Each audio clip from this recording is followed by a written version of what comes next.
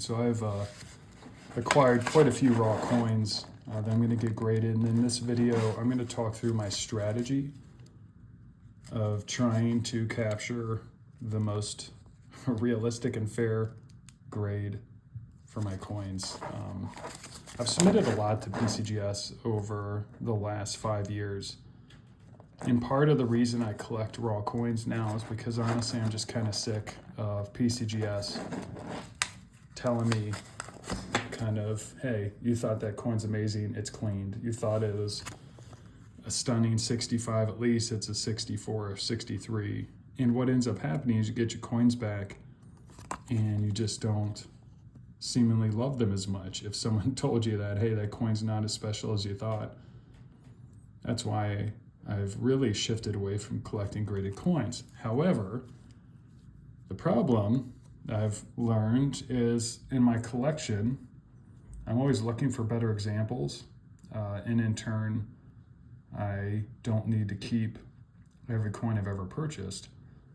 Plus, at the same time, I go to a lot of coin shops, and if I see a coin that I feel is a great value, I will buy it. Well, trying to sell raw coins, nobody likes raw coins anymore. We've entered a world where people only want graded coins. So to sell it properly, I have to get them graded.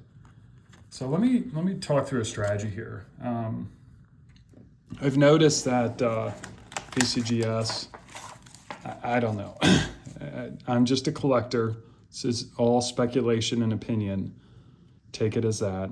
But I feel like PCGS, if you capture a grader on a good day, there's a decent chance that you will get better than average grades across the board. At the same time, I don't know if there's any truth to the idea that if they see a nice coin to begin with, they're going to assume this is a good collection. They're going to grade favorably. I've seen interviews with graders. They always say a coin's a coin. There's no tricks of the trade. But at the same time, I feel like the results that I see sometimes differ in opinion. So this is my strategy. It could all be kind of a joke. I could be just playing with placebos here, and the reality is the coins will grade what they grade, and I'm okay with that. But you know, sometimes it's fun to strategize and believe that you have an influence on the outcome.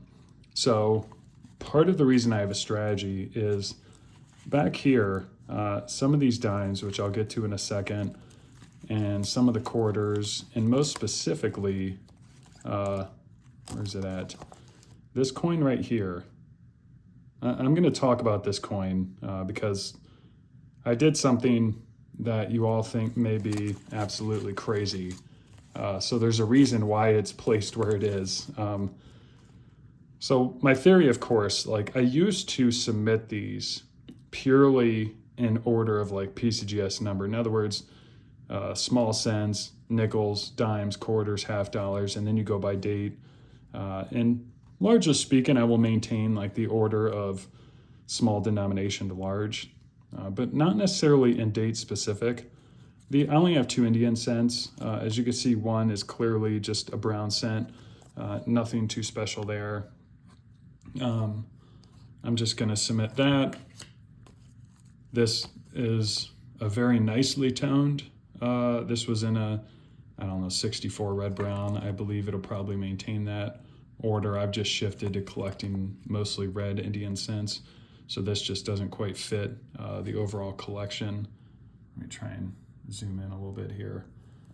But there's only 2 Indian cents, so there's no real strategy there. I only have one Buffalo nickel. This is a 1913 type 1.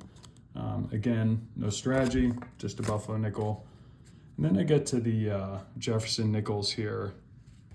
And I'm starting, well, most of the Jefferson nickels are nicely toned. There's a few war nickels, like this is a war nickel. I believe this is the 44D.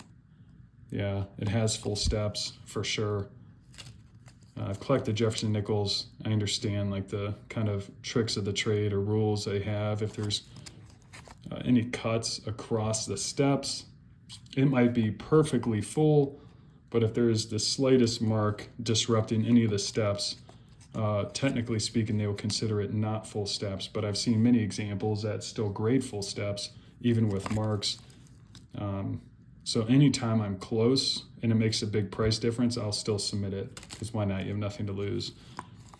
I picked up these Jefferson nickels in an old album, and it created this wild toning. So this is a 1947, like it's nothing special date-wise, but it just has this wild toning. And so for this, I can't remember if this one has full steps or not. Let me zoom in a little bit.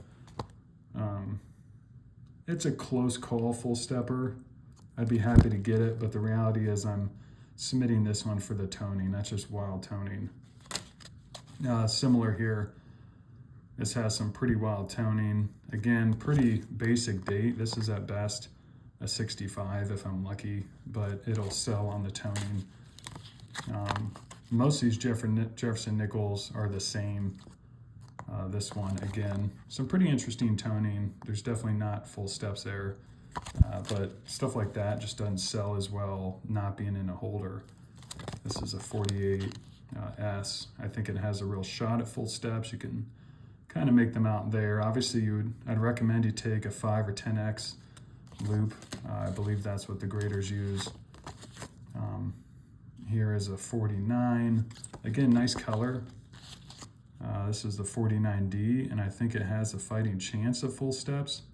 They do get a little bit more lenient the higher up the years. Now the dimes, let me zoom out a little bit. This is where strategy comes in again. So this is where it starts. I go from toning to untoned. I'm not going to follow the dates.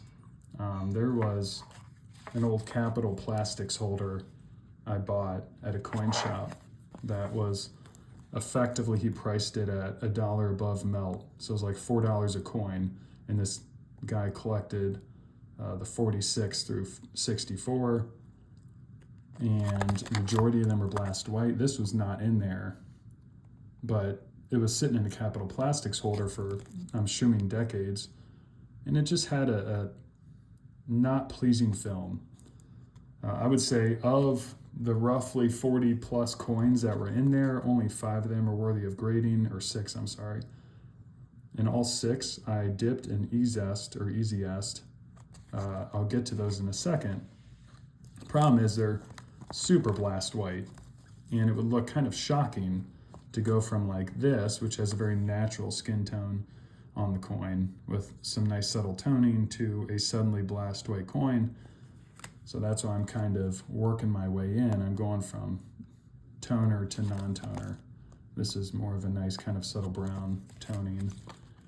And then it goes, oh, this is another toner. It's just with these, so part of my collection journey is I'm trying to collect or find a stunning toned Roosevelt dime in every single date and mint mark. Some are much easier than others. This is a real stunner. This I think will easily get 47. The real value jump in Roosevelt dimes is the 47 plus. Sometimes you get a 47 with full bands, like this looks like it has a good shot at full band. It could add some value. If you have 47 full band with toning, then it's definitely a winner. This is where we start to get to the ones that I dipped in Easy Est. So the reason I've done that is because it takes off the unsightly look, and these were only $3 coins, so, or $4 coins, so worst case, if it completely ruined them, I just sell it for melt. But I believe all of these have a very legitimate shot at full band. Let me try and zoom in, see if it gets a little better view. The hit right there is a little bit of a concern, but I do believe that's full band. In terms of the 47, there is no real noticeable hits on the field. This should be a 47. The strike in the hair is not great, but the 50s, the strikes were not great. If this gets to 67 plus, then that could actually add some real value. So, I mean, if I spent $4 on the coin, 24 on the grading, that's $30. My break even is like a 66 full band. People don't love the blast white Roosevelt dimes as much. That was on the plastic. But the people who collect for the grade sometimes bid them up. I think that has a fighting chance at the full torch or full band. I did notice e-zest, so I dipped it 5 to 7 seconds total. I've done this only a few times in the past. I did learn a lesson: never do it with nickels. It will make them look horrendously ugly. You can really only do it with silver coins, and even then, if it's really toned, it won't look that good if you dip it.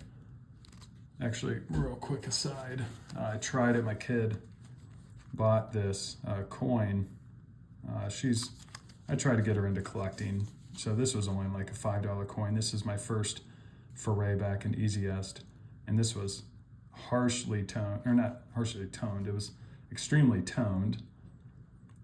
This kind of subtle toning on the exterior was all over the coin, on the obverse and reverse. And I dipped this for 12 seconds, and this is the outcome. The one thing toning does, or dipping does, is it showcases all the nicks and hits. So be careful. If you have a coin that has a lot of those, it will bring them out in spades. But the nice thing with these Roosevelt dimes is there are very few hits on the field, so dipping was not as big of a concern. So we don't need to go through each of them, but that was kind of the logic there, is take a stab at creating a coin that could get to that 67 or 67 plus type number, just to make it worth it, because honestly, these are just unsellable raw for more than melt. So it's worth at least a shot. We got a few more of those. One thing I've noticed with Washington quarters is it's completely random on what is a 66 or 67. I've owned both, and I've stacked them side by side, and the luster, the strike quality, the number of hits, like there's a few hits out there. Like this could probably be a 66, this could probably be a 67. It just depends on the day and depends on the grader. So a lot of it's just luck of the draw, but there's a big price jump from 6 to 7 in Washington quarters. I got a couple more of those. Now this one is a little bit of a concern. It's got that spot there. That's going to really hold it back. I don't even know if it's worth sending in. Tough thing is I don't need this date or mint mark, and selling it raw, you just don't get any value for it. This has some nice subtle toning to it. I should probably align this one first, although I don't know if it'll matter that much. Very nice coin. Like this I could see, I guess there's a few hits in the forehead there, but nothing in the fields, no distracting marks at all. This could be a 6 plus 7 or even better to get the right grader. So this was actually, I bought this probably 2.5 years ago. This was in a Mint State 65 holder. I did not dip this one. This is just how it was. But extremely nice luster, good strike. Usually the hits there is what holds it back. The strike quality, I'm not very good at grading these like I am nickels. And then it's a fairly inexpensive Franklin, but I think it has a fighting shot at full band or full bell lines. That's why I'm sending that one in. Again, this is like impossible to sell raw, so it pays. So, all right. This is where we get to this coin. I would be very curious. Leave a comment below what you think this will grade. So I took an extreme risk. Yeah, I put this one into e-zest for about 6 seconds. And the reason I did, before you get mad at me, is this had just a yellow, I believe PVC film that was kind of just really unsightly. And I knew if I sent it back in for grading, so I got a better example of this that's much nicer toned. I'll show a different video. And if I send it back in for grading, that I don't think it'll get back into a 65 holder. So I took a risk. And I dipped like 5 cheap bullion coins first, and they all turned out really good. And then I said multiple prayers, and I put this one in for, like I said, about 6-7 seconds, and this came out this way. I'm going to be super curious what this grades. I'll clearly fill you guys in. It's interesting. Not everybody loves this clearly dipped blast weight look, and that's okay. I think some people will. I'm just going to be curious what the graders view it as. Yeah, we'll see. And then I do have some others here that I'm just going to see what they grade, since economies of scale, if I'm already sending some in. Some real nice commemorative halves. Big fan of that one. And then, my favorite design. I just realized with these that I don't have a good setup to hold these raw. So I kind of regret cracking these ones out. Everything else I have no regrets cracking out, but yeah, that's really nice. And then the one that fell out here is the kind of run-of-the-mill 81S. This was in a 65 holder, I'll be honest. I think this will downgrade to 64. This was kind of an impulse buy at a coin show. I've regretted this buy ever since. Real nice coin. It's just, I don't collect Morgan dollars. And I was walking around, the guy was a really good salesman and sold me on this coin.